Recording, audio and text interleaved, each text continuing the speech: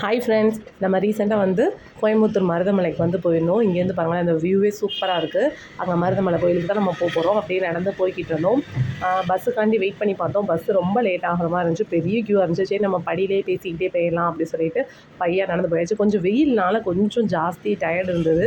மற்றபடி வந்து பேசிக்கிட்டே போகையில் போகிற வழியிலே வந்து தண்ணி பழம், அது வாட்டர் பாட்டிலு, அதுக்கப்புறம் வந்து வெள்ளரி பழம் எல்லாமே விற்பாங்க. நம்ம வந்து சாப்பிட்டுக்கிட்டே பேசிக்கிட்டே போகிறதுல ஒன்றுமே தெரியாது. மேலே போய் அந்த முருகர் கோபுரத்தை பார்த்தோன்னே ஒரு எனர்ஜி வந்துடும்.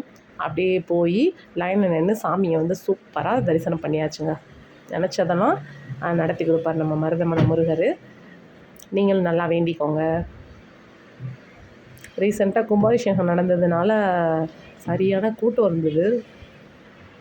ஒரு 10 இயர்ஸ் ஆச்சுங்க மருதமலை போய். இப்போ தான் ரீசெண்டாக போனோம். சூப்பரான தரிசனம், சாமியை கும்பிட்டு வந்தாச்சு.